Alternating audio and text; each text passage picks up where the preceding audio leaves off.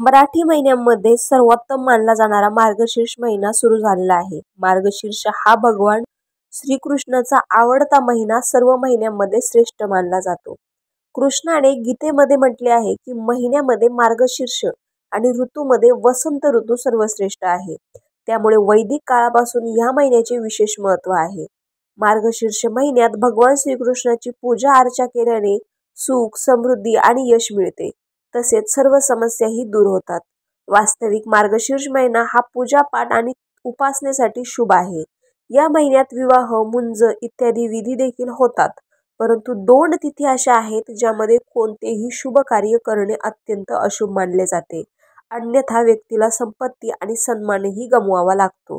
तर हे जाणून घेण्यापूर्वी तुम्ही जर माझ्या चॅनलवर नवीन असाल तर चॅनलला नक्की सबस्क्राईब करा, कारण माझ्या ह्या चॅनलवर मी असेच धार्मिक, आध्यात्मिक, वारकरी सांप्रदायिक रिलेटेड व्हिडिओ घेऊन येत असते. मार्गशीर्ष महिना मला नेहमीच प्रिय आहे असे भगवान श्रीकृष्णांनी सांगितलेले आहे.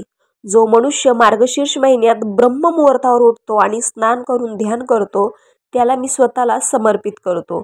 अशा प्रकारे भगवान श्रीकृष्णाला प्रसन्न करण्यासाठी मार्गशीर्ष महिना सर्वोत्तम आहे. तर कोणत्या आहे अशुभ तिथी? मार्गशीर्ष महिन्यातील सप्तमी आणि अष्टमी तिथी या महिन्याच्या शून्य तिथी आहेत. या तारखांना महिनाहीन तारखा म्हणतात. शून्य तिथीला कोणतेही शुभ किंवा शुभ कार्य केल्याने कुटुंब आणि धनाचा नाश होतो. या तारखांना केलेल्या कामामुळे धन आणि सन्मानाची हानी होते, वंशाची हानी होते. त्यामुळे मार्गशीर्ष महिन्यातील सप्तमी आणि अष्टमी तिथींना कोणतेही शुभ किंवा शुभ कार्य करू नये. आता बघूयात संपूर्ण मार्गशीर्ष महिन्यात तुम्ही कोणती कामे रोज करू शकतात. मार्गशीर्ष महिन्यात दररोज श्रीमद भागवत कथेचे पठण करणे अत्यंत लाभदायक आहे.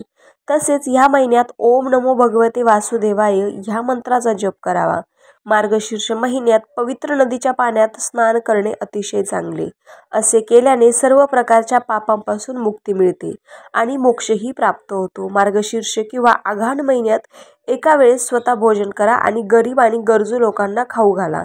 असे केल्याने रोग आणि पापांपासून मुक्ती मिळते. तर मार्गशीर्ष महिन्यातील महत्त्वाच्या तिथींचे व्रत केल्यास पुढील जन्मी सुद्धा मनुष्य रोगमुक्त आणि बलवान होतो. या संपूर्ण महिन्यात सात्विक अन्न शिजवा आणि ग्रहण करा. या महिन्यात नर्मदा, शिप्रा, यमुना अशा कोणत्याही पवित्र नदीत स्नान करणे अतिशय पुण्यकारक मानले जाते.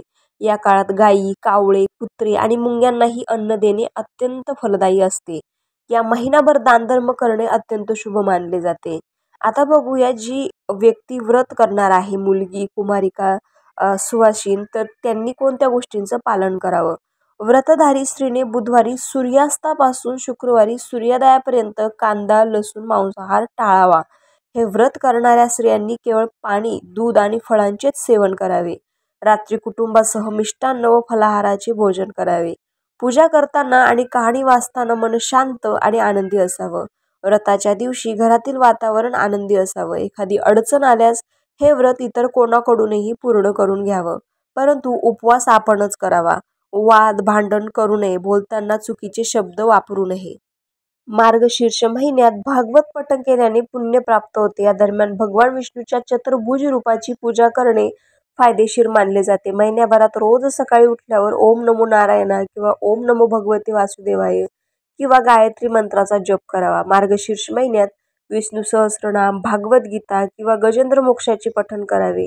यामुळे पितर प्रसन्न होतात. या काळात भगवान श्रीकृष्ण, श्रीहरी आणि देवी लक्ष्मीची पूजा करणे शुभ मानले जाते. स्नान करून पितृतर्पण व पितृपूजन ब्राह्मणामार्फत करावे. ज्यांना गंगा घाटाजवळ पितृतर्पण करता येत नाही ते घरी स्नान करून देशी तुपाचा दिवा लावून आणि घरी पुजाऱ्याला बोलावून पितृतर्पण करू शकतात. यावेळी ब्राह्मणाला अन्नदान करा आणि त्याला वस्त्र आणि दक्षिणा द्या. घरासमोर येणारे कावळे, कुत्रे आणि मुंग्यांना अन्न देणे अत्यंत फलदायी असते. या काळात सूडबुद्धीच्या गोष्टी टाळल्या पाहिजेत. या महिन्यात ब्लँकेट आणि उबदार वस्तूंचेही दान करावे. रामकृष्ण हरी.